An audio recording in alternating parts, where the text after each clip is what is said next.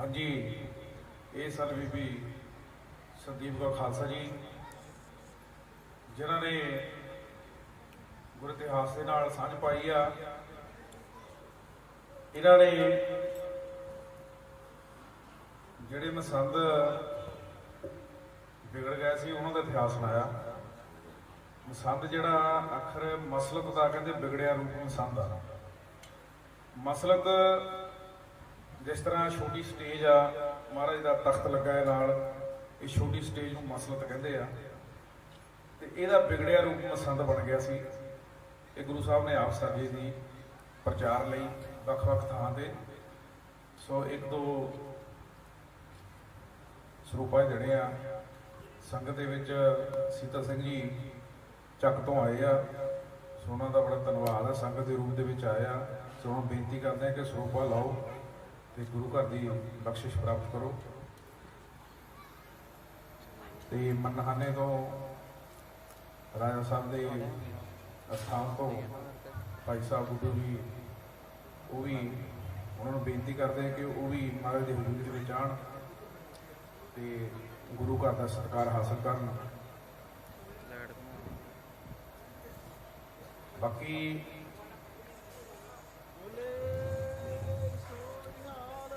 ਸਤਿ ਸ੍ਰੀ ਅਕਾਲ। ਗੁਰੂ ਦਾ ਲੰਗਰ ਵੀ ਟੁੱਟ ਵਰਤ ਰਿਹਾ, ਜਿਸ ਨੂੰ ਵੀ ਜ਼ਰੂਰਤ ਹੋਵੇ ਉਹ ਵੀ ਛਕ ਸਕਦਾ।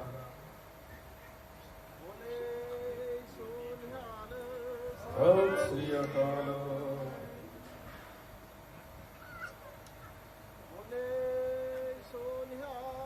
ਸਤਿ ਸ੍ਰੀ ਅਕਾਲ।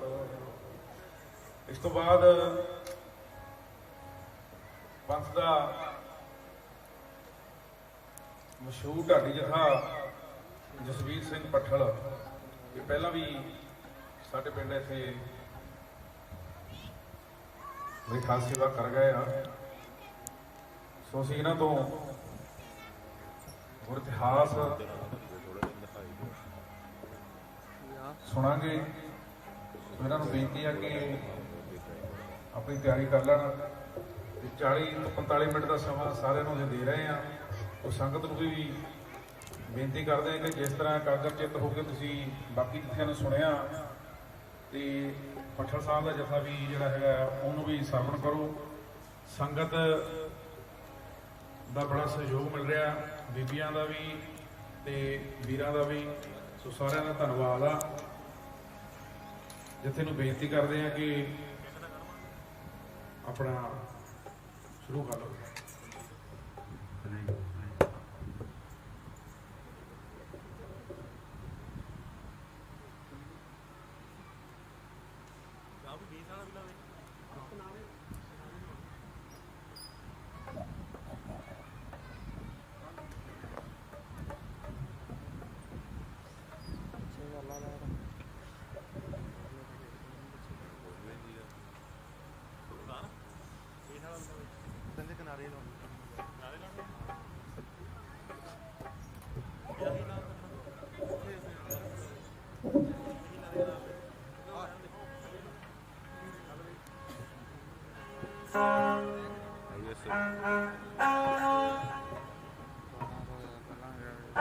ਵਾਹਿਗੁਰੂ ਵਾਹਿਗੁਰੂ।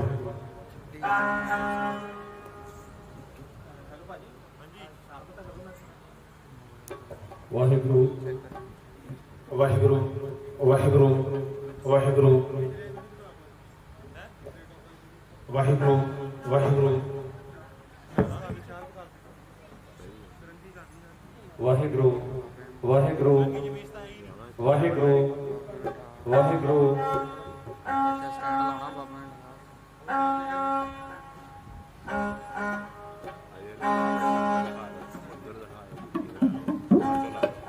ਵਾਹਿਗੁਰੂ ਵਾਹਿਗੁਰੂ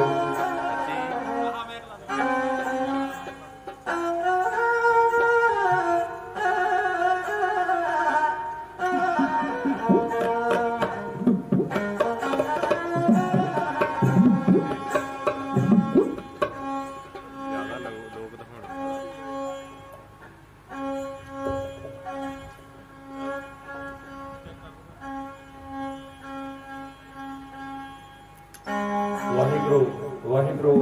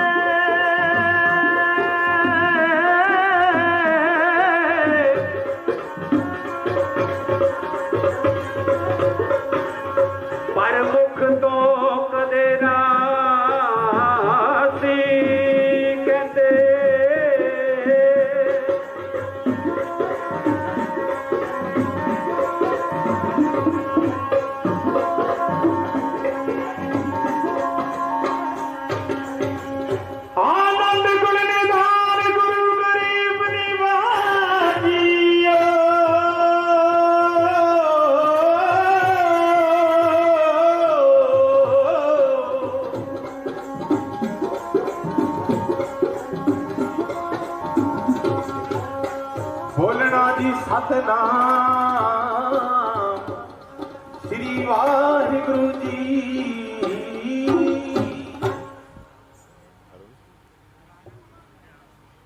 ਸਾਹਿਬੇ ਕਮਾਲ ਵਾਲੀਏ ਦੋ ਜਹਾਨ ਜਹਰਾ ਜਹੂਰ ਹਾਜ਼ਰਾ ਹਜੂਰ ਸਰਬ ਕਲਾ ਭਰਪੂਰ ਬਾਣੀ ਕੇ ਗੋਹਿਤ ਚੋਰ ਤਖਤ ਦੇ ਮਾਲਕ ਜੁਗੋ ਜੁਗ ਅਟਲ ਸਾਹਿਬ ਸਤਿਗੁਰੂ ਧੰਨ ਧੰਨ ਸ੍ਰੀ ਗੁਰੂ ਗ੍ਰੰਥ ਸਾਹਿਬ ਜੀ ਮਹਾਰਾਜ ਜਿਨ੍ਹਾਂ ਦੀ ਪਾਵਨ ਪਵਿੱਤਰ ਗੋਦ ਦੇ ਅੰਦਰ ਸੱਜ ਬੈਠਣ ਦਾ ਸੁਭਾਗਾ ਸਮਾਂ ਸਾਨੂੰ ਸਾਰਿਆਂ ਨੂੰ ਪ੍ਰਾਪਤ ਹੋਇਆ ਹੈ। ਅਕਾਲ ਪੁਰਖ ਵਾਹਿਗੁਰੂ ਨੇ ਕਿਰਪਾ ਕੀਤੀ ਹੈ, ਬਖਸ਼ਿਸ਼ ਕੀਤੀ ਹੈ। ਨਗਰ ਦੀਆਂ ਸੰਗਤਾਂ ਨੇ ਬੱਬਰ ਸ਼ਹੀਦਾਂ ਦੀ ਯਾਦ ਨੂੰ ਸਮਰਪਿਤ ਢਾਡੀ ਦਰਬਾਰ ਦਾ ਆਯੋਜਨ ਕੀਤਾ ਹੈ ਤਾਂ ਕਿ ਆਪਣੇ ਪੁਰਖਿਆਂ ਦਾ ਇਤਿਹਾਸ ਜਿਹੜਾ ਹੈ ਉਹ ਆਉਣ ਵਾਲੀਆਂ ਪੀੜ੍ਹੀਆਂ ਇਤਿਹਾਸ ਨਾਲ ਜੁੜੀਆਂ ਰਹਿਣ। ਔਰ ਗੁਰੂ ਹਰਗੋਬਿੰਦ ਪਾਤਸ਼ਾਹ ਨੇ ਢਾਡੀ ਸਿੰਘਾਂ ਦੀ ਡਿਊਟੀ ਲਾਈ ਹੈ ਕਿ ਉਹਨਾਂ ਨੇ ਇਤਿਹਾਸ ਦੇ ਪੰਨਿਆਂ ਨੂੰ ਪੜ੍ਹਨਾ ਹੁੰਦਾ ਹੈ, ਵਿਚਾਰਨਾ ਹੁੰਦਾ ਹੈ, ਖੋਜ ਕਰਨੀ ਹੁੰਦੀ ਹੈ ਤੇ ਰੌਚਕ ਢੰਗ ਦੇ ਨਾਲ ਸੰਗਤਾਂ ਦੇ ਸਾਹਮਣੇ ਇਤਿਹਾਸ ਦੇ ਪੰਨਿਆਂ ਨੂੰ ਰੱਖਣਾ ਹੁੰਦਾ ਹੈ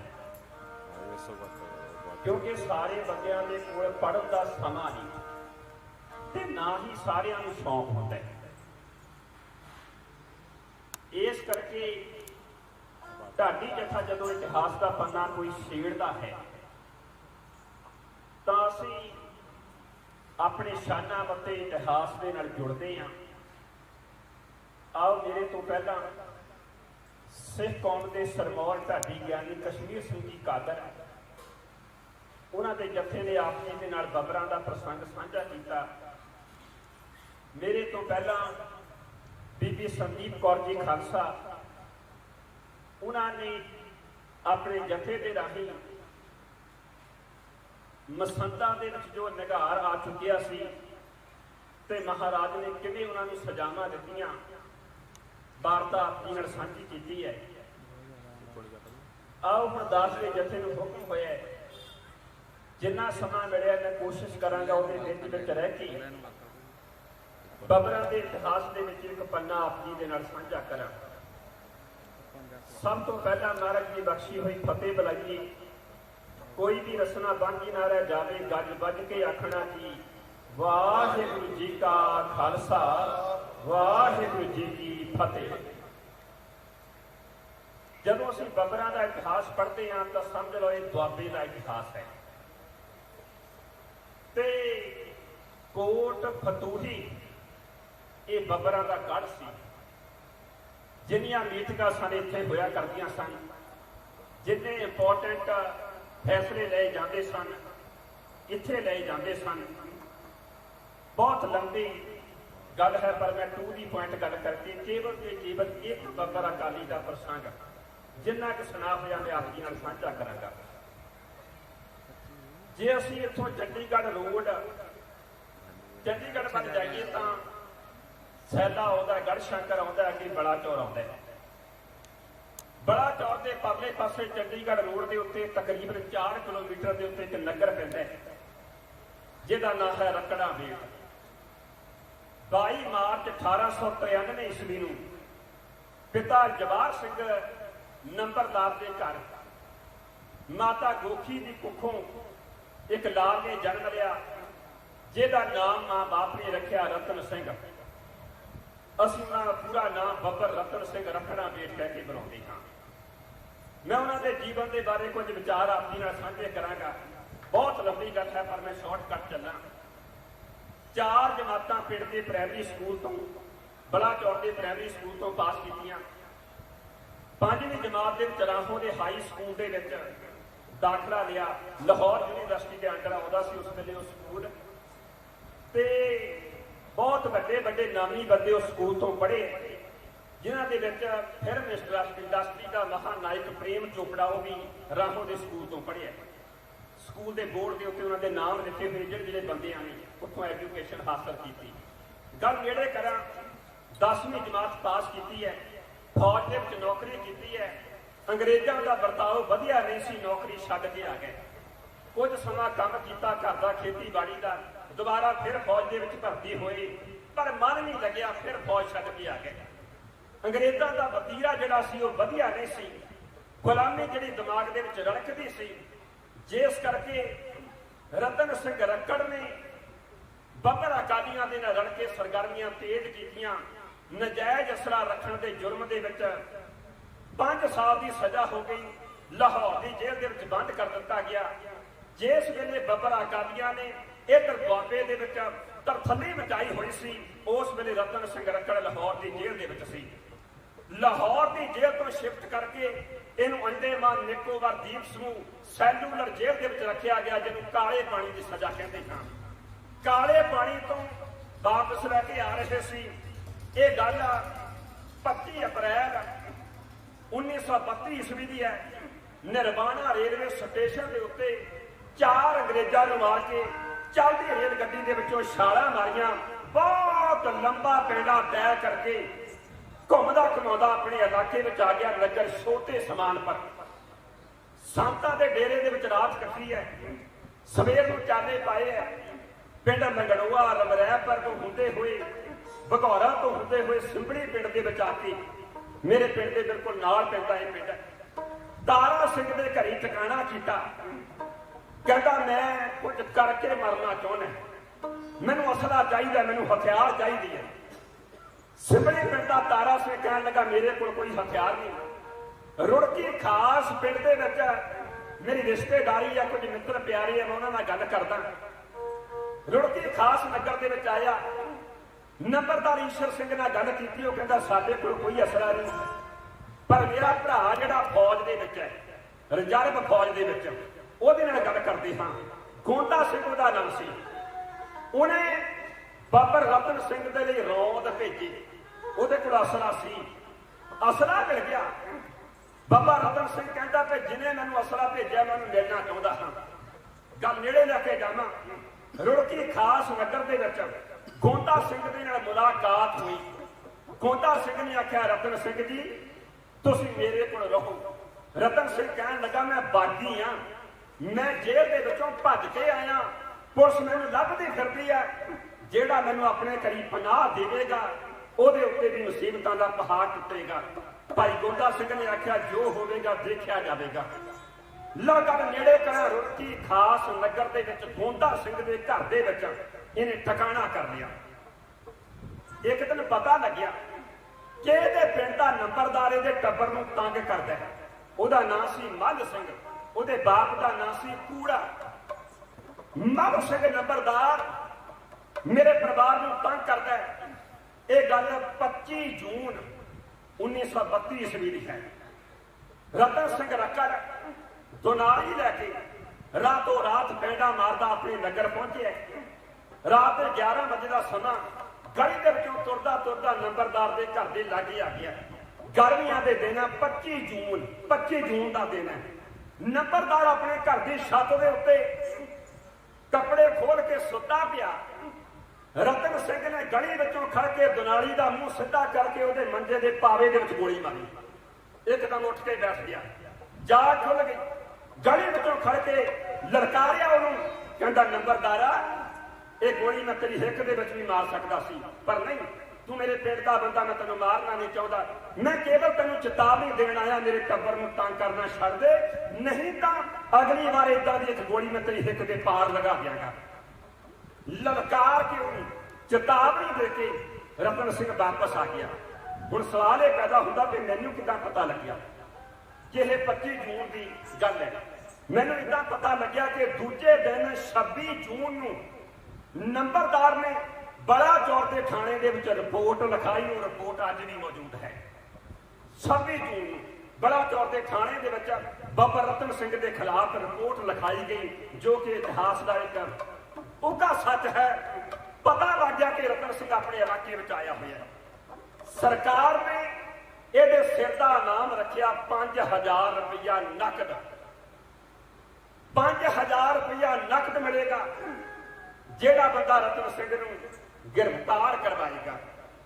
ਲਾ ਖਿਆਲ ਦੇਣਾ, ਜਿਹੜਾ ਲਾਲਚ ਹੈ ਬੰਦਿਆਂ ਦੇ ਕੋਲੋਂ ਬੜਾ ਕੁਝ ਕਰਵਾ ਦਿੰਦਾ ਹੈ, ਤੇ ਗਦਾਰ ਜਿਹੜਾ ਬਾਹਰੋਂ ਨਹੀਂ ਲੈ ਕੇ ਆਉਣਾ ਪੈਂਦਾ, ਘਰ ਦੇ ਵਿੱਚੋਂ ਉੱਠਦਾ ਹੈ।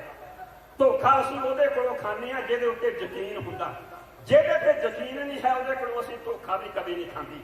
ਗਦਾਰ ਘਰ ਦੇ ਵਿੱਚੋਂ ਉੱਠਿਆ ਬਾਬਾ ਰਤਨ ਸਿੰਘ ਰੱਖੜ ਦੀ ਭੂਆ ਦਾ ਪੁੱਤ, ਪਿੰਡ ਗੜੀ ਕਾਨੂੰ ਨੂੰ ਬੜਾ ਚੌੜ ਦੇ ਬਿਲਕੁਲ ਨਾਲ ਪੈਂਦਾ।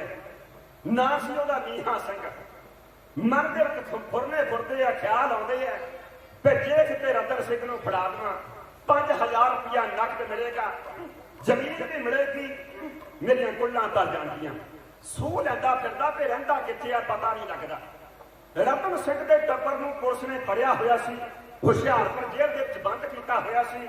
ਪੈਂਡਾ ਮਾਰਦਾ ਮੀਹਾਂ ਸਿੰਘ ਹੁਸ਼ਿਆਰਪੁਰ ਜੇਲ੍ਹ ਦੇ ਵਿੱਚ ਰਤਨ ਸਿੰਘ ਦੇ ਪੁੱਤਰ ਅਮਰ ਸਿੰਘ ਨੂੰ ਆ ਕੇ ਮਿਲਿਆ। ਕਹਿੰਦਾ ਪੁੱਤਰਾ ਤੇਰੀ ਜ਼ਮਾਨਤਾਂ ਕਰਾ ਦੇਣੀ, ਪਰ ਵਕੀਲ ਪੈਸੇ ਮੰਗਦਾ, ਤੇਰੇ ਪਿਤਾ ਜੀ ਦੇ ਬਾਰੇ ਪਤਾ ਕੁਛ ਨਹੀਂ ਲੱਗਦਾ, ਨਹੀਂ ਤਾਂ ਰਲ ਮਿਲ ਕੇ ਜੁਗਾੜ ਕਰ ਲਈਏ। ਅਮਰ ਸਿੰਘ ਨੇ ਆਖਿਆ, ਕਹਿੰਦਾ ਚਾਚਾ ਜੀ ਜੇ ਤੁਸੀਂ ਪਿਤਾ ਜੀ ਨੂੰ ਲੈਣਾ, ਪਨਾਮ ਪਿੰਡ ਦੇ ਬਾਹਰ ਘਰ ਹੈ ਅਮਰ ਸਿੰਘ ਦਾ, ਉਹਨਾਂ ਨਾਲ ਗੱਲ ਕਰਿਓ, ਉਹਨਾਂ ਨੂੰ ਪਤਾ ਹੁੰਦਾ ਤੇ ਕਿੱਥੇ ਆ, ਉਹਨੇ ਤੁਹਾਡੀ ਗੱਲ ਕਰਾ ਦੇਣੀ। ਪਹਿਲਾ ਮਾਰਦਾ ਹੁਸ਼ਿਆਰਪੁਰ ਤੋਂ ਆਇਆ, ਪਨਾਮ ਪਿੰਡ ਦੇ ਵਿੱਚ ਅਮਰ ਸਿੰਘ ਦੇ ਘਰੇ ਗਿਆ, ਉਹਨਾਂ ਨਾਲ ਸਾਰੀ ਗੱਲ ਕੀਤੀ। ਉਹਨੇ ਦੱਸਿਆ ਕਿ ਰੁੜਕੀ ਖਾਸ ਦੇ ਵਿੱਚ ਰਹਿੰਦਾ।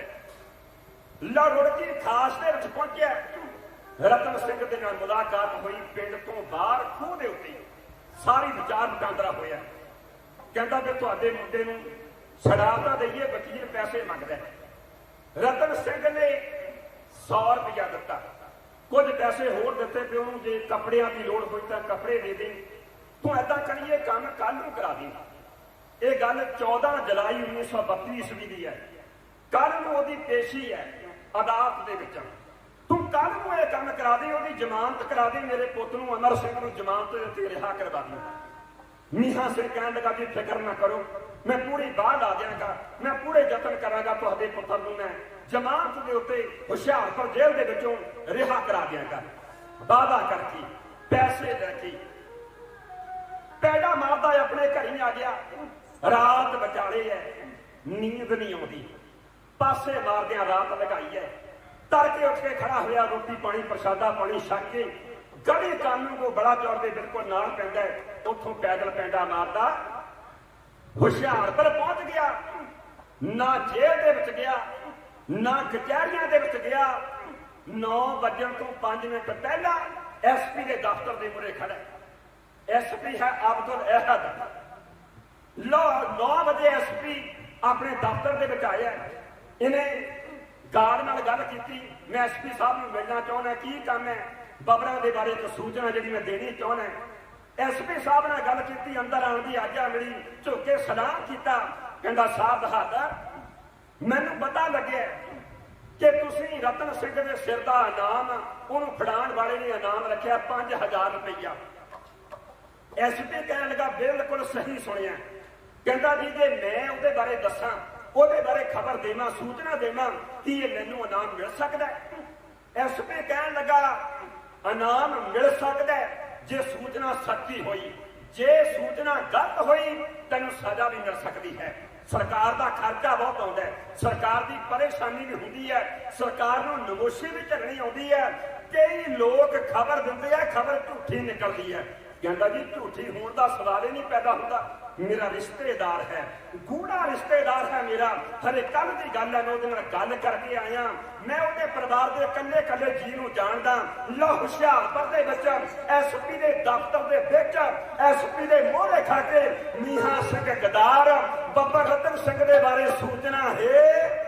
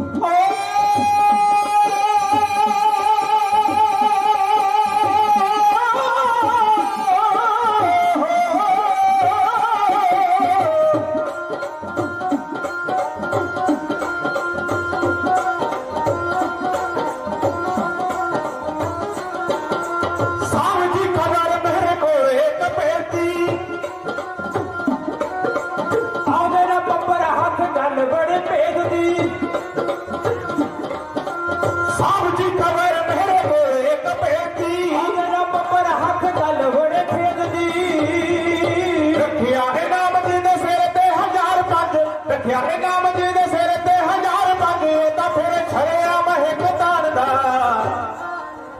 हथ सरकार दे ना आउंदा जोर तन सिंह रुड़की दे विच बैठा बाजा मारदा हथ सरकार दे ना आउंदा जोर तन सिंह रुड़की दे विच बैठा बाजा मारदा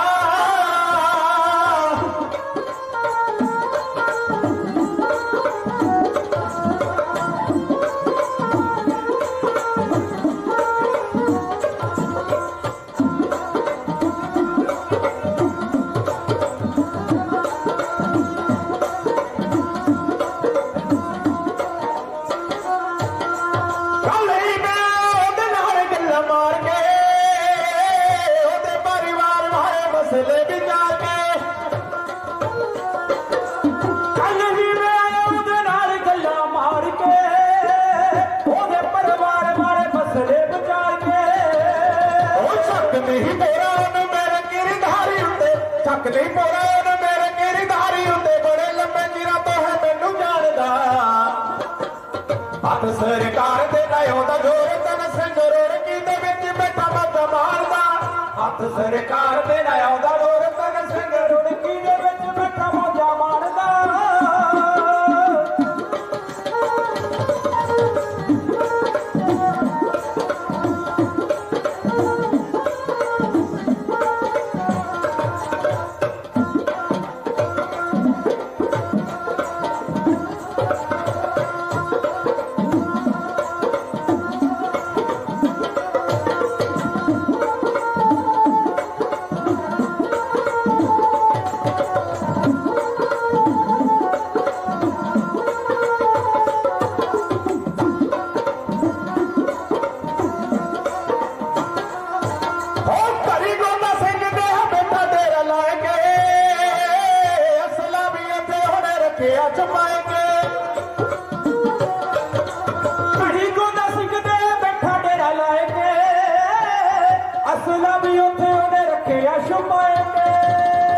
सारा पिंड हां दी हां च मिलावे सारा पिंड हां दी हां च मिलावे नाम कोई भी ना लैंदा इस नो ठाणदा हथ सरकार दे ना आउंदा जोर तन सिंह रुड़की दे विच बैठा बाजा मारदा हथ सरकार दे ना आउंदा जोर तन सिंह रुड़की दे विच बैठा बाजा मारदा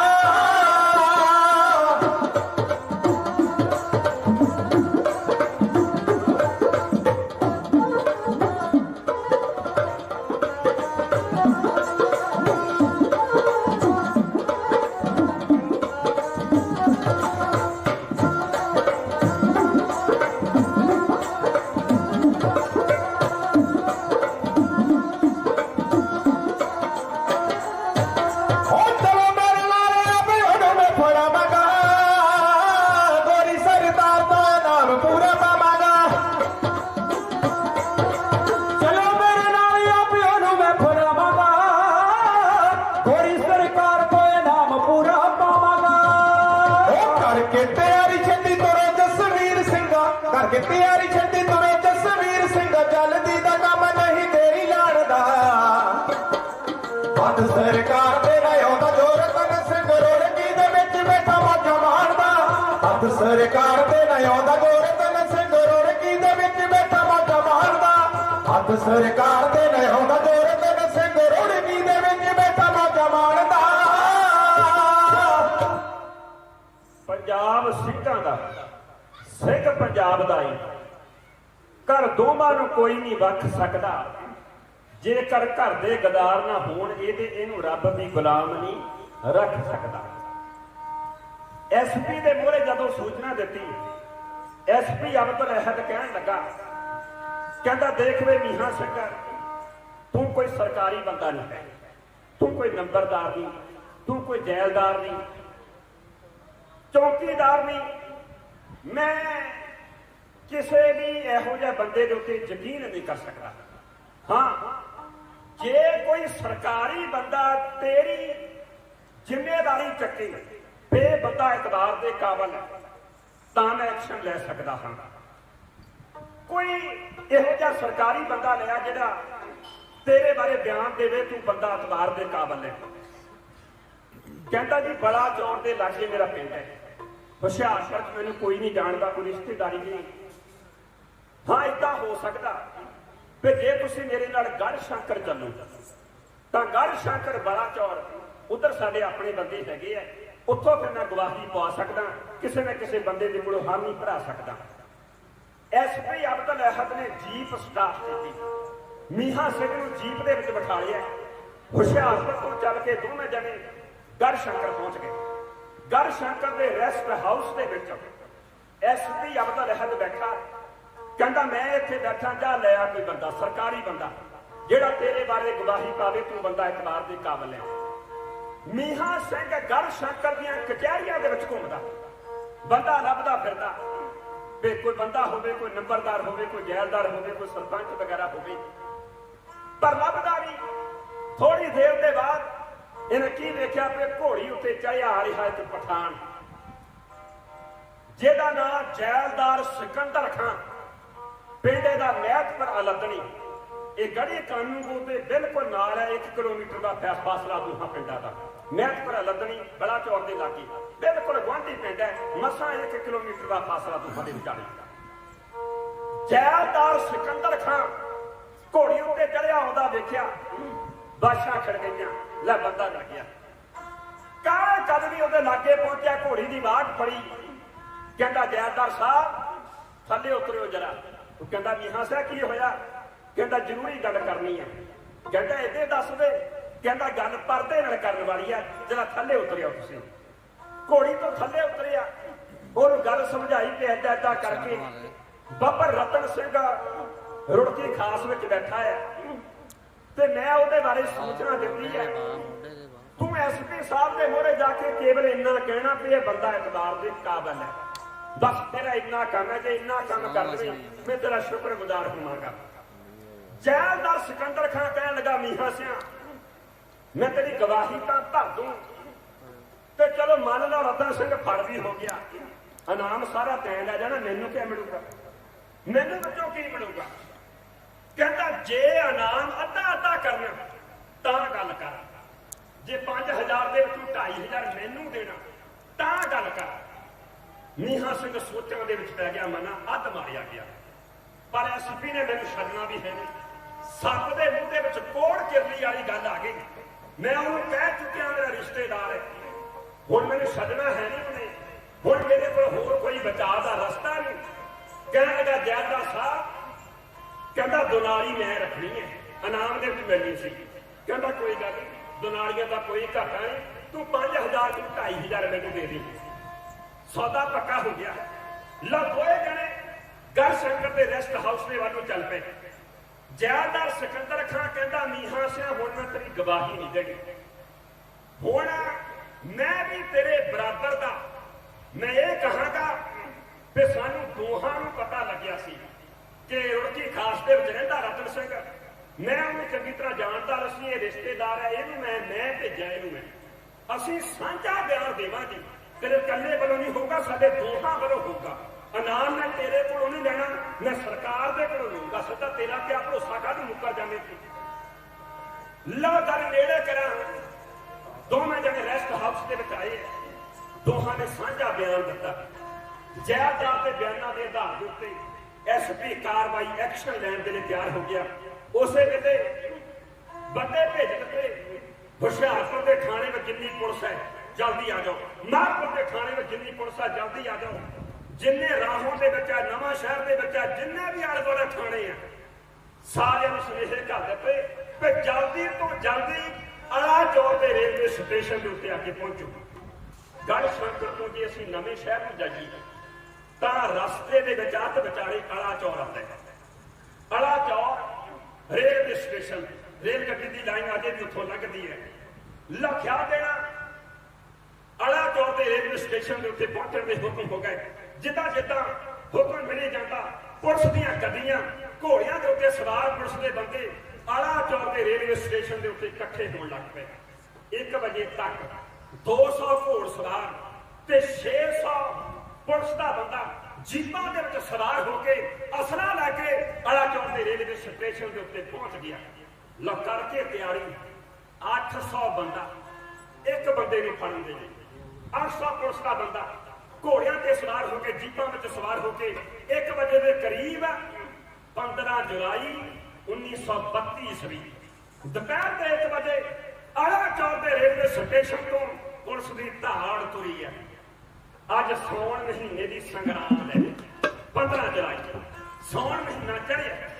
ਪਿੰਡ ਦੇ ਗੁਰਦੁਆਰਾ ਸਾਹਿਬ ਦੇ ਵਿੱਚ 12 ਮਸਲੇ ਦੇ ਪਾਠ ਕੀਤੇ ਗਏ ਹੈ। ਸੰਗਰਾਂਦ ਦਾ ਭੋਗ ਪਾਇਆ ਗਿਆ ਹੈ ਔਰ 3 ਦਿਨ ਪਹਿਲਾਂ ਮੀਂਹ ਪੈ ਕੇ ਹਟਿਆ ਬਾਤ ਆਈ ਹੋਈ ਹੈ ਤੇ ਕਿਸਾਨਾਂ ਨੂੰ ਕਾਹਲੀ ਹੈ ਤੇ ਜਲਦੀ ਮੱਕੀ ਦਾ ਦਾਣਾ ਸੁੱਟ ਦਈਏ। ਕਈ ਵਾਰੀ ਕਈ ਦਿਨ ਝੜੀਆਂ ਲੱਗ ਜਾਂਦੀਆਂ ਮੁੜ ਕੇ ਹਟਦਾ ਨਹੀਂ। ਜੇ ਦਾਣਾ ਸੁੱਟ ਹੋ ਗਿਆ ਅੱਗੇ ਪ੍ਰਮਾਤਮਾ ਦੀ ਕਿਰਪਾ। ਲੋ ਕਿਸਾਨ ਖੇਤਾਂ ਦੇ ਵਿੱਚ ਨੇ, ਕੋਈ ਹਲ ਚਲਾ ਰਿਹਾ ਹੈ, ਕੋਈ ਮਗਰ ਕੇਰਾ ਕਰ ਰਿਹਾ ਹੈ ਮੱਕੀ ਦੇ ਦਾਣਿਆਂ ਦਾ। ਉਸੇ ਵੇਲੇ ਪਤਾ ਲੱਗਿਆ ਜਦੋਂ ਕਮਾਦ ਦੇ ਖੇਤ ਦੇ ਉਹਨਿਓ ਘੋੜਿਆਂ ਤੇ ਸਵਾਰ ਹੋ ਕੇ ਲਾਲ ਪੱਗਾਂ ਵਾਲੇ ਦਗੜ ਕਰਦੇ ਪੁਲਿਸ ਦੇ ਬੰਦੇ ਰੁੜਕੀ ਖਾਸ ਦੇ ਵੱਲ ਵਧ ਰਿਹਾ ਤੇ ਦੇਖਦਿਆਂ ਰੁੜਕੀ ਖਾਸ ਅੱਗ ਨੂੰ ਚਾਹਾਂ ਪਾਸਿਆਂ ਤੋਂ ਪੁਲਿਸ ਨੇ ਘੇਰਾ ਹੈ। ਪੁਲਿਸ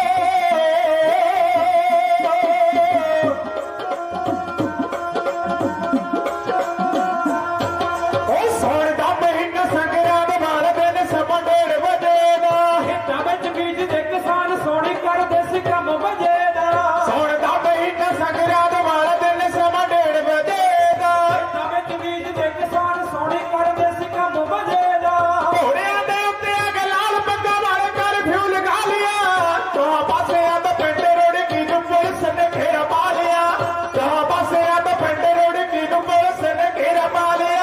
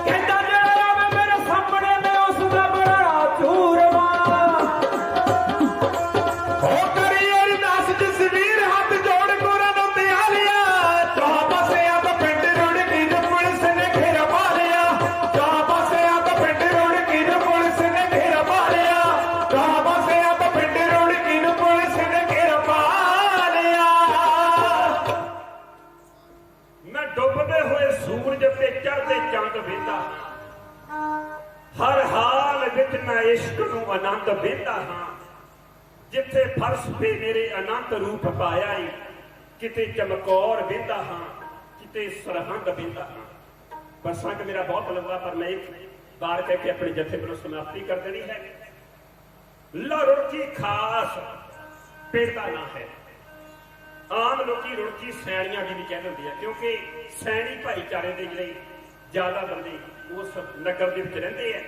ਮੇਰੇ ਪਿੰਡ ਤੋਂ ਮਸਲ 3-4 ਕਿਲੋਮੀਟਰ ਦਾ ਫਾਸਲਾ ਹੈ।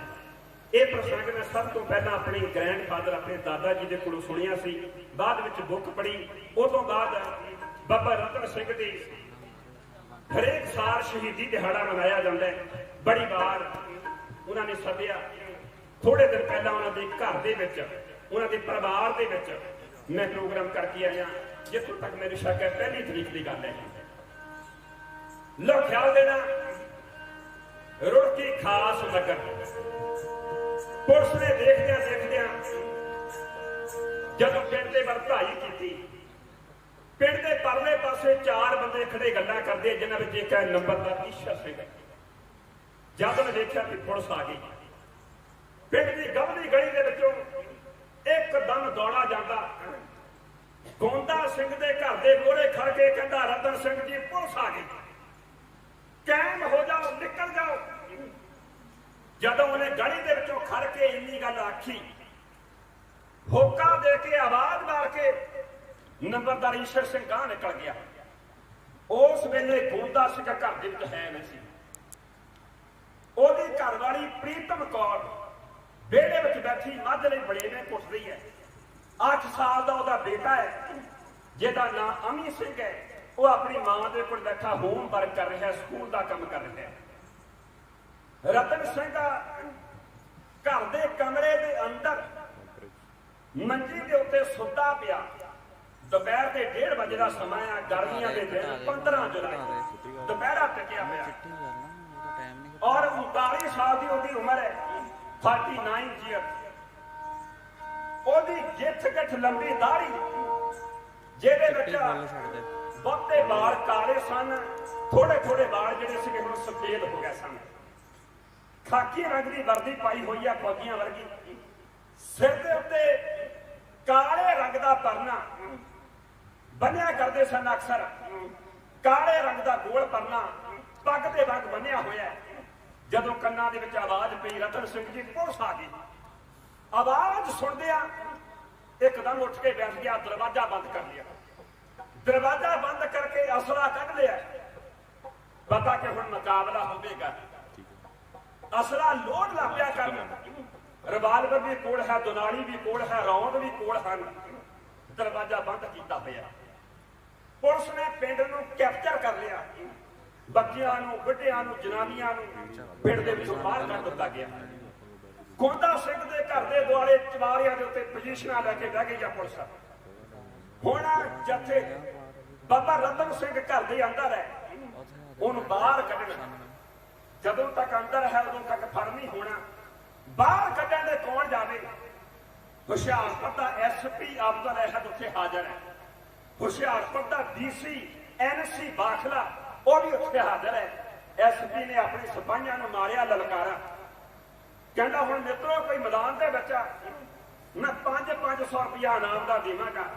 ਰਤਨ ਸਿੰਘ ਨੂੰ ਕਮਰੇ ਚੋਂ ਬਾਹਰ ਕੱਢਣ। ਇੱਕ ਵਾਰੀ ਬਾਹਰ ਨਿਕਲ ਗਿਆ, ਗੋਲੀਆਂ ਨਾਲ ਭੁੰਨ ਦਿਆਂਗੇ ਭੁੰਨ। ਹੁਣ ਕਮਰੇ ਵਿੱਚੋਂ ਬਾਹਰ ਕੱਢਣ ਲਈ ਕੌਣ ਅੱਗੇ ਨੂੰ ਜਾਵੇ? 2 ਜਵਾਨ ਨਿਕਲੇ ਹੈ। ਇੱਕ ਹੈ ਸਪਾਹੀ ਜਿਹਦਾ ਨਾਂ ਸੀ ਭਗਤ ਸਿੰਘ, ਦੂਸਰਾ ਹੈ ਹੌਲਦਾਰ ਜੁੰਮੇ ਖਾਂ ਪਠਾਨ, ਮੁਸਲਮਾਨ ਸੀ। ਇਹਨਾਂ ਦੋਵਾਂ ਜਣਿਆਂ ਨੇ ਆਖਿਆ, ਕਹਿੰਦੇ ਐਸਪੀ ਸਾਹਿਬ 500 ਰੁਪਇਆ ਪੱਕਾ ਮਿਲੇਗਾ ਨਾ? ਉਦੋਂ 500 ਰੁਪਇਆ ਬਹੁਤ ਹੁੰਦਾ ਸੀ, ਬਹੁਤ ਜ਼ਿਆਦਾ। ਕਹਿੰਦਾ ਬਿਲਕੁਲ ਮਿਲੇਗਾ। ਕਹਿੰਦੇ ਤੁਸੀਂ ਬਾਹਰ ਕੱਢਣ ਦੀ ਗੱਲ ਕਰਦੇ ਆ, ਥੋੜਾ ਚਿਰ ਰੁਕੋ, ਅਸੀਂ ਉਹਦੀ ਲਾਸ਼ ਲੈ ਕੇ ਆਵਾਂਗੇ। ਲਾਸ਼ ਲੈ ਕੇ ਆਵਾਂਗੇ। ਦੋਵੇਂ ਜਣੇ ਹਥਿਆਰ ਲੈ ਕੇ, ਦੁਨਾਲੀਆਂ ਕੋਲ ਲੈ ਕੇ ਗਲੀ ਦੇ ਵਿੱਚ ਤੁਰਦੇ ਹੋਏ ਗੋਂਦਾ ਸਿੰਘ ਦੇ ਘਰ ਦੇ ਮੋਹਰੇ ਆਏ। ਦਰਵਾਜ਼ਾ ਖੋਲ ਕੇ ਅੰਦਰ ਲੰਘੇ ਹੈ। ਦਰਵਾਜ਼ਾ ਬੰਦ ਹੈ। ਇਹਨਾਂ ਨੇ ਵਿਹੜੇ ਵਿੱਚੋਂ ਖੜ ਕੇ ਲਲਕਾਰਾ ਮਾਰਿਆ। ਕਹਿੰਦੇ ਬਾਹਰ ਨਿਕਲੋ, ਇਹ ਭੱਜਿਆ ਬਬਰਾ। ਨਾਂ ਰੱਖਿਆ ਹੋਇਆ ਬੱਬਰ ਤੇ ਡਰਦਾ ਚੂਹੇ ਦੇ ਵਾਂਗ ਹੈ। ਮਾਂ ਦਾ ਦੁੱਧ ਪੀਤਾ ਤਾਂ ਬਾਹਰ ਨਿਕਲ ਕੇ ਮੁਕਾਬਲਾ ਕਰ। ਉਸ ਵੇਲੇ ਰਤਨ ਸਿੰਘ ਕਮਰੇ ਦੇ ਅੰਦਰ ਗਲ ਦੇ ਵਿੱਚ ਪੱਲਾ ਪਾ ਕੇ ਅਰਦਾਸ ਕਰਦੇ ਹਨ, ਇਹ ਮੇਰੇ ਕਲਗੀਆਂ ਵਾਲੇ ਬਾਦਸ਼ਾਹ, ਮੈਂ ਤੇਰੇ ਜੁਝਾਰ ਸਿੰਘ ਦੇ ਵਾਂਗ ਜੰਗ ਦੇ ਮੈਦਾਨ ਦੇ ਵਿੱਚ ਜੂਝਣਾ ਚਾਹੁੰਦਾ ਸਾਂ। ਮੈਂ ਤੇਰੇ ਅਜੀਤ ਸਿੰਘ ਦੇ ਵਾਂਗ ਜੰਗ ਦੇ ਮੈਦਾਨ ਦੇ ਵਿੱਚ ਜੂਝਣਾ ਚਾਹੁੰਦਾ ਹਾਂ। ਦੇ शिवा बर मोहे है शुभ कर्मन के कब हूं न करूं, न डरूं अरसों जब जाए लरूं, निश्चय करे अपनी जीत करूं, और सीखूं अपने ही मन को ए लालच हो गुण तो उचरूं, जब आग की ओदन दान बने तही रण में तब जूझ मरूं। ये अरदास करते पुलिस वाले ने सोचा भी किसी मंजे दे ओले संदूक दे ओले लोके बैठा होना, डरदा बाहर नहीं निकलता। उन्होंने दरवाजे दे लत्तां मारनियां शुरू कर दित्तियां भी ਅਸੀਂ ਦਰਵਾਜ਼ਾ ਭੰਨ ਦਿਆਂਗੇ। ਨਾਲੇ ਲੱਤਾਂ ਮਾਰਦੇ ਆ, ਨਾਲੇ ਕਹਿੰਦੇ ਬਾਹਰ ਨਿਕਲੋ ਵੱਡਿਆ ਬਬਰਾ, ਜੇ ਮਾਂ ਦਾ ਦੁੱਧ ਪੀਤਾ ਤਾਂ ਬਾਹਰ ਨਿਕਲ ਕੇ ਸਾਡਾ ਮੁਕਾਬਲਾ ਕਰ। ਉਹ ਲਲਕਾਰਦੇ ਆ ਤੇ ਸੂਰਮੇ ਨੇ ਸੋਧਿਆ ਦਾਸਾ ਹੱਥ ਵਿੱਚ ਫੜਿਆ ਹੋਇਆ ਰਿਵਾਲਵਰ ਤੇ ਹਰ ਦੇਸ਼ ਦੇ ਭਗਤਾਂ ਲੋਕਾਂ ਨੂੰ ਹੱਕਾਂ ਲਈ ਲੜਨਾ ਪੈਂਦਾ ਹੈ। ਦਿੱਲੀ ਵਿੱਚ ਬਾਗ ਦਿਆਲੇ ਦੇ ਦਿਲਕਾਂ ਵਿੱਚ ਕਰਨਾ ਪੈਂਦਾ ਹੈ। ਫੁੱਲਾਂ ਤੋਂ ਸੋਹਲ ਮਾਸੂਮਾਂ ਨੂੰ ਨੀਹਾਂ ਵਿੱਚ ਖੜਨਾ ਪੈਂਦਾ ਹੈ। ਜਦ ਜਗਦੀ ਸ਼ਮਾ ਆਜ਼ਾਦੀ ਦੀ ਭੰਗਟਾਂ ਨੂੰ ਸਰਨਾ ਪੈਂਦਾ ਹੈ ਤਾਂ ਜਾ ਕੇ ਜੂਨ ਗੁਲਾਮੀ ਤੋਂ ਹੱਥ ਪਿਸਟਲ ਫੜਨਾ ਪੈਂਦਾ ਹੈ। ਕਲਗੀਆਂ ਵਾਲੇ ਬਾਦਸ਼ਾਹ ਨੂੰ ਕਰਕੇ ਯਾਦ ਖੱਬੇ ਹੱਥ ਨਾਲ ਖੋਲ ਕੇ ਦਰਵਾਜ਼ਾ ਤਾੜ ਤਾੜ ਤਾੜ ਕਰਦੀਆਂ ਗੋਲੀਆਂ ਪੁਲਿਸ ਵਾਲੇ ਦੀ ਹਿੱਕ ਦੇ ਵਿੱਚ ਹੈ।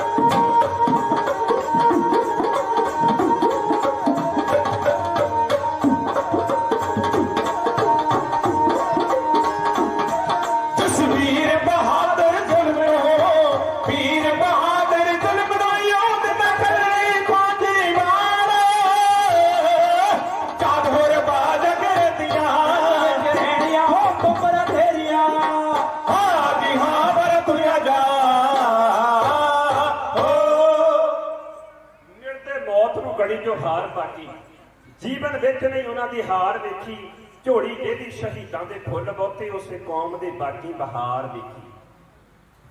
7 घंटे लड़ाई की 800 बंदे दे नाल, पुलिस का 800 बंदा एक कला, 7 घंटे मुकाबला होया। और कमाल की गल यह है कि 7 घंटिया के मुकाबले तो बाद भी ये शहीद होया तो अपनी गोली के नाल, ये हैरानी की गल है।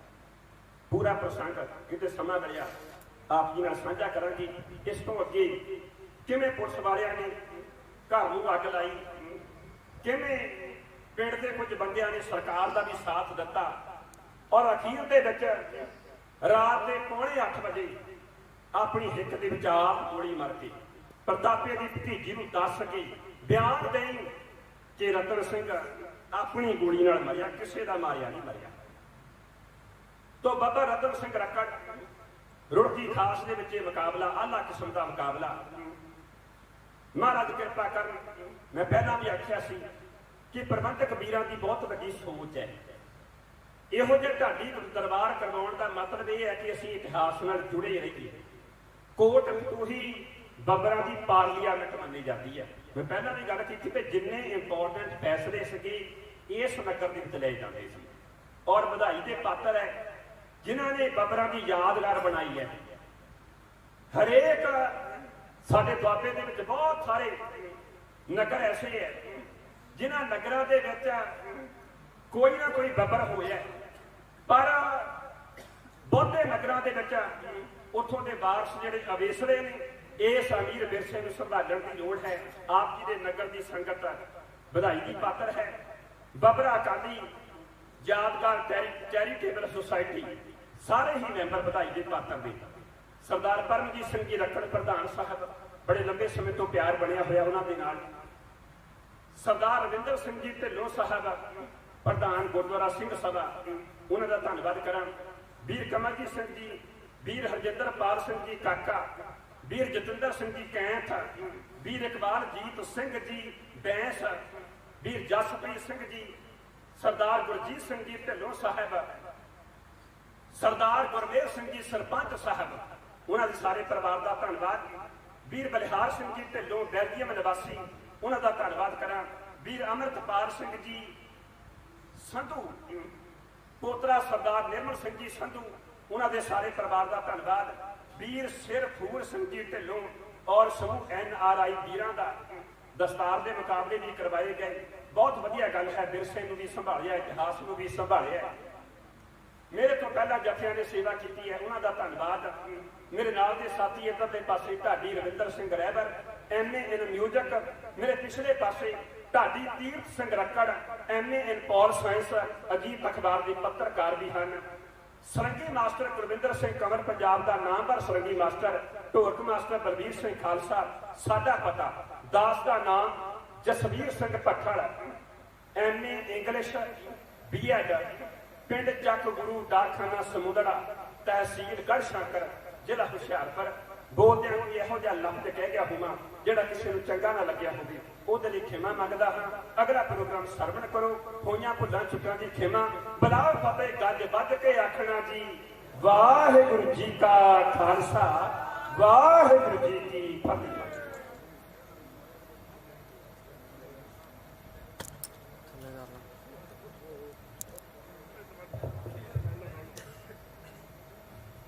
ਇਹ ਸਨ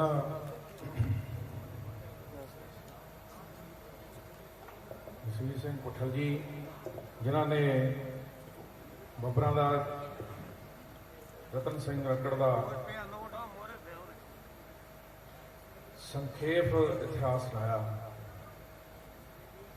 ਕਿਸ ਤਰ੍ਹਾਂ ਉਸ ਲਈ ਵਾਕਿਆ ਹੋਇਆ ਸੰਖੇਪ ਰੂਪ ਦੇ ਵਿੱਚ ਇਹਨਾਂ ਨੇ ਸੁਣਾਇਆ। ਸੰਗਤ ਨੇ ਆਨੰਦ ਮਾਣਿਆ। ਸੰਗਤ ਦਾ ਵੀ ਧੰਨਵਾਦ ਆ, ਜਥੇ ਦਾ ਵਿਸ਼ੇਸ਼ ਧੰਨਵਾਦ ਆ ਜਿਨ੍ਹਾਂ ਨੇ ਇੰਨੀ ਤਿਆਰੀ ਕਰਕੇ ਆਏ ਆ। ਸੋ ਇੱਕ ਦੋ ਸਨਮਾਨ ਹੈਗੇ ਆ ਤਰਸੇਮ ਸਿੰਘ ਮੰਨਾਹਨਾ ਤੋਂ, ਪਰਮਜੀਤ ਸਿੰਘ ਚੇਲਾ ਤੋਂ। ਉਹਨੂੰ ਬੇਨਤੀ ਕਰਦੇ ਆ ਕਿ ਗੁਰੂ ਘਰ ਦੀ ਬਖਸ਼ਿਸ਼ ਹਾਸਲ ਕਰਨ। ਤਰਸੇਮ ਸਿੰਘ ਮੰਨਾਹਨਾ ਤੇ ਪਰਮਜੀਤ ਸਿੰਘ ਚੇਲਾ।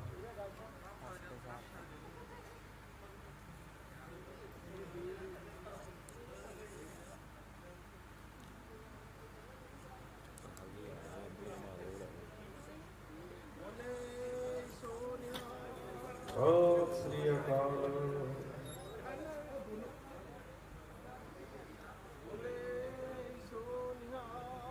ਸਤਿ ਸ੍ਰੀ ਅਕਾਲ। ਸੰਗਤ ਨੂੰ ਬੇਨਤੀ ਆ ਕਿ ਜਿਸ ਤਰ੍ਹਾਂ ਤੁਸੀਂ ਲੰਬਾ ਸਮਾਂ ਸਾਥ ਦਿੱਤਾ,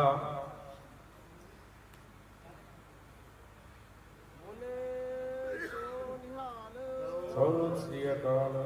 ਇਸੇ ਤਰ੍ਹਾਂ ਬਸ ਥੋੜਾ ਸਮਾਂ ਹੋਰ ਤੁਹਾਡਾ ਲੈਣਾ।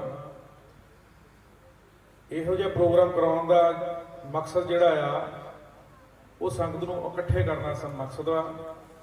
ਆਉਣ ਵਾਲੀ ਪੀੜ੍ਹੀ ਨੂੰ ਇਤਿਹਾਸ ਦੇ ਤੋਂ ਜਾਣੂ ਕਰਾਉਣ ਦਾ ਇਹ ਮਕਸਦ ਆ। ਸੋ ਸੰਗਤ ਨੂੰ ਕੋਈ ਬੇਨਤੀ ਆ, ਇਸੇ ਤਰ੍ਹਾਂ ਸਹਿਯੋਗ ਦਿਆ ਕਰੋ ਤਾਂ ਜੋ ਤੁਹਾਡੇ ਸਹਿਯੋਗ ਦੇ ਨਾਲ ਅੱਗੇ ਵੀ ਇਹੋ ਜਿਹਾ ਪ੍ਰੋਗਰਾਮ ਉਲੀਕਦੇ ਰਹੀਏ। ਵਾਹਿਗੁਰੂ ਜੀ ਕਾ ਖਾਲਸਾ, ਵਾਹਿਗੁਰੂ ਜੀ ਕੀ ਫਤਿਹ। ਅਰਦਾਸ ਬੇਨਤੀ ਹੋਊਗੀ, ਸੰਗਤ ਨੂੰ ਬੇਨਤੀ ਆ ਕਿ ਇਕਾਗਰ ਚਿੱਤ ਹੋ ਕੇ ਅਰਦਾਸ 'ਚ ਸ਼ਾਮਲ ਹੋ।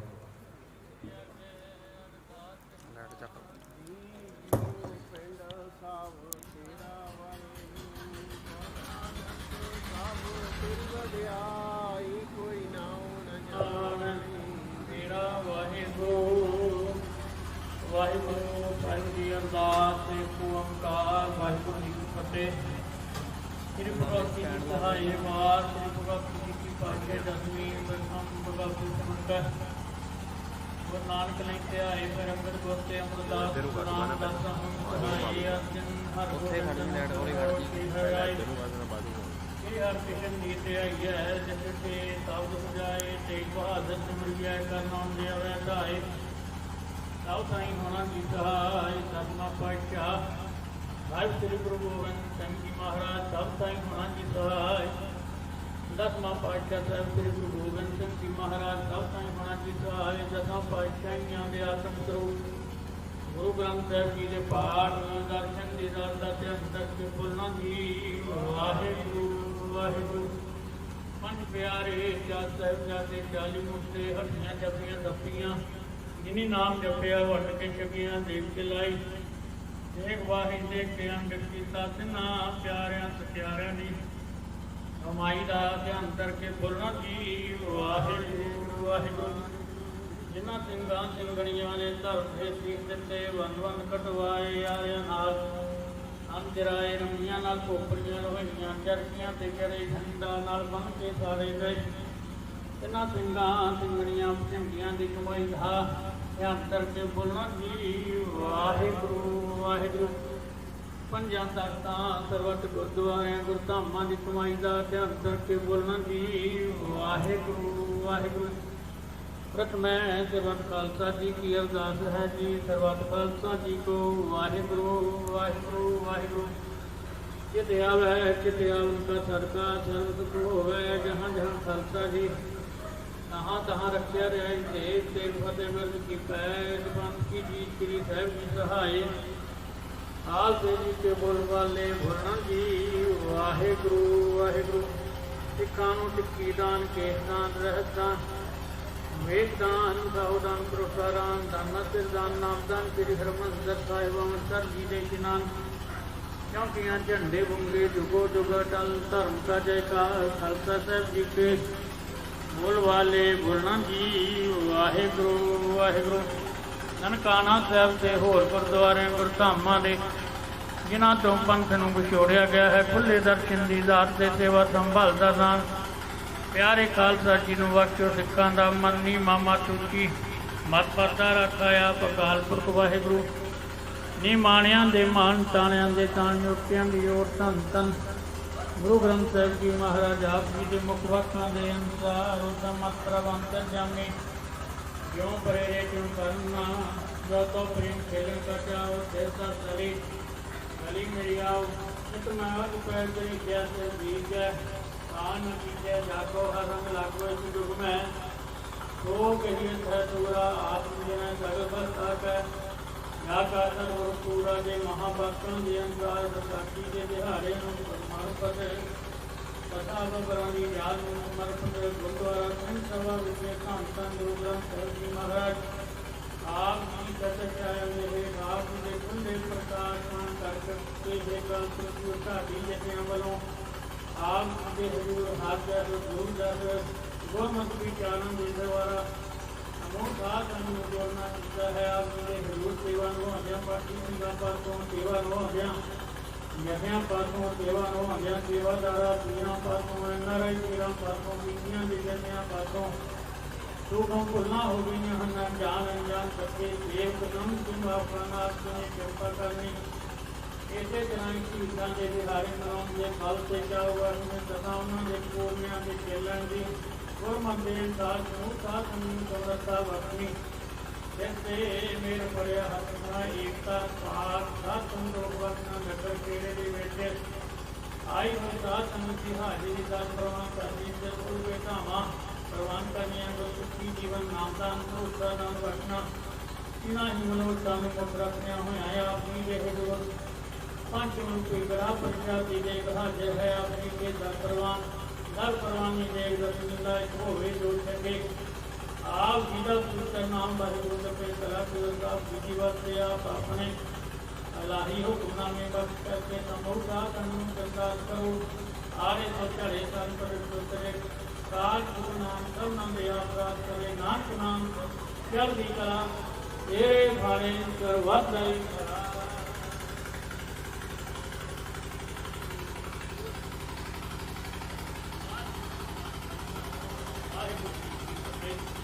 दोहराया गया कही अकाल की सबे चलायो साथे कर को हुक्म है गुरु मान्यो ग्रंथ जो ग्रंथ जी मान्यो पर गुरान की थे जो ग्रंथ को मेरे रोज है सोच जब मैं दे राज करेगा खालसा अकी रहे न कोई कुमार होए साथ मिलेंगे वाहिगुरु नाम जहाज है तेरे सुतरे पार जो जथा करके वाहिगुरु पार उतारन हार सगल द्वार को चार है मेरो द्वारो द्वार वहीं गई की राजस गोविंदास दुहार वहीं गई की राजस गोविंदास दुहार बोले तो निहार वाहिगुरु जी का खालसा वाहिगुरु जी की फतेह।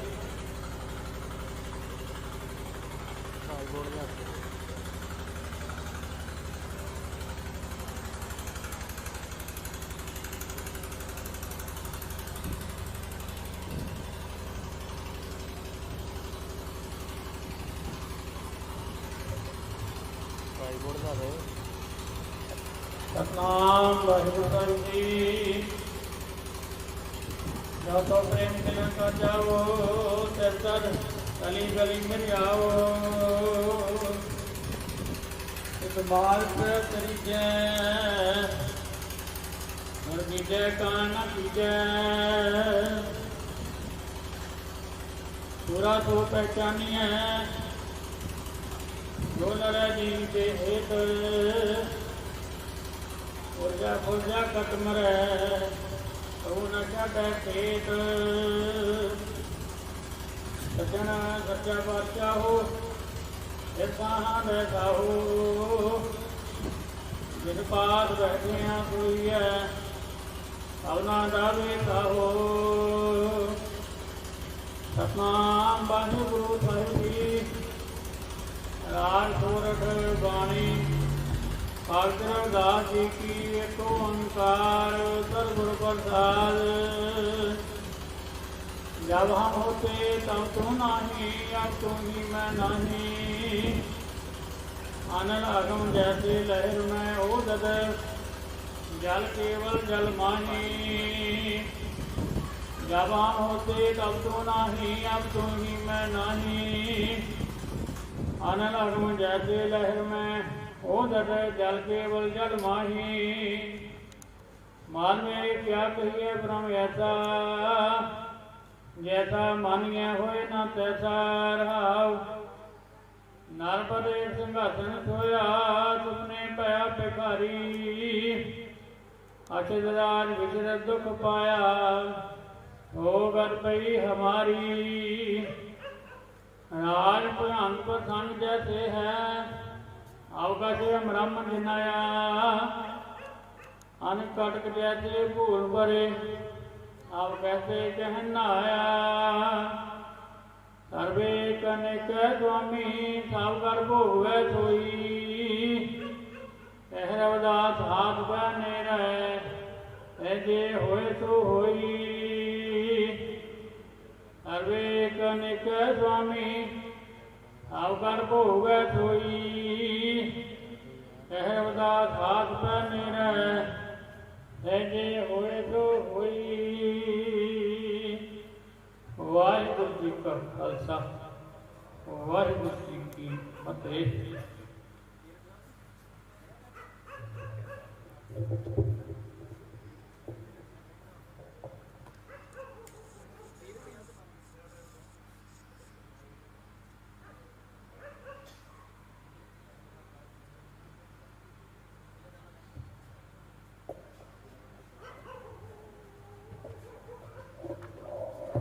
ਵਾਹਿਗੁਰੂ ਜੀ ਕਾ ਖਾਲਸਾ ਵਾਹਿਗੁਰੂ ਜੀ ਕੀ ਫਤਿਹ।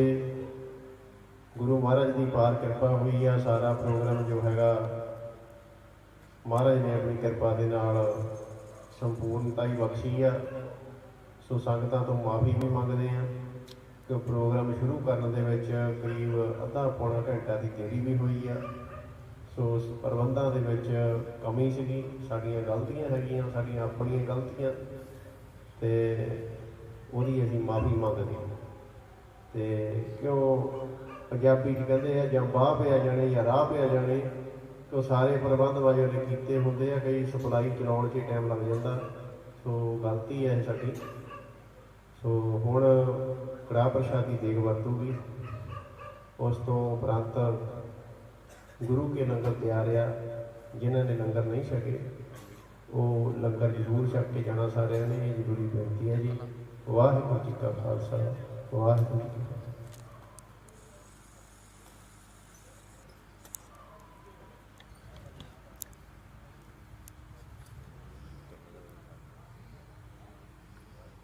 ਫਤਿਹ।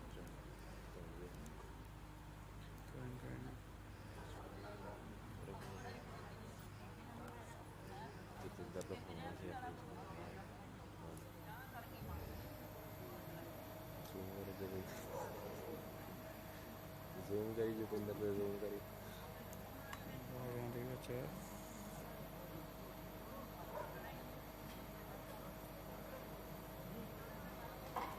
ਇੰਦਰ ਦਾ ਬਤਾਵਾ ਨੂੰ ਅੱਗੇ ਹੋ ਤੂੰ ਅੱਗੇ ਹੋ।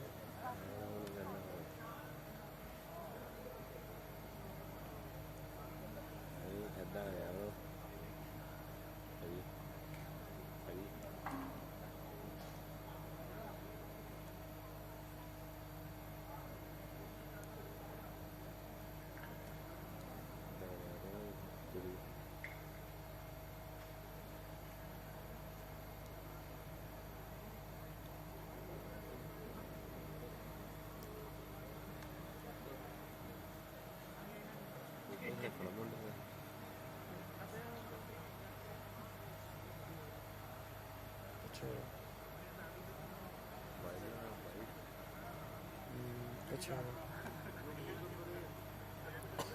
अच्छा अच्छा अच्छा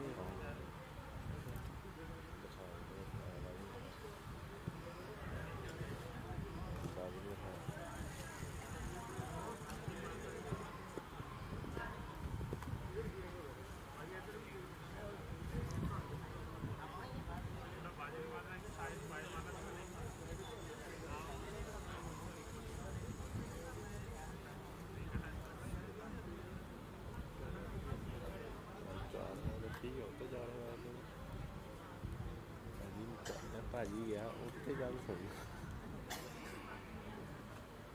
ਚਾਹ ਤਾਂ ਠੀਕ ਹੈ ਨਾ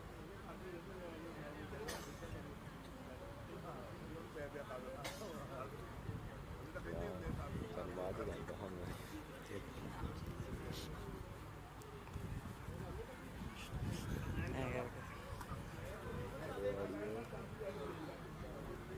10 ਰੁਪਈਆ ਨਾ ਖੜਾ ਇੱਥੇ ਬੋਲ ਦਿਓ ਕਿਹੜੀ ਚਾਬੀ ਆ ਤਾਂ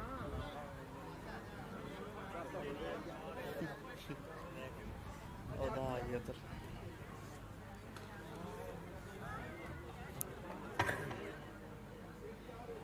ਇੱਧਰ ਲੱਗਦੇ ਨਹੀਂ ਬਣਿਆ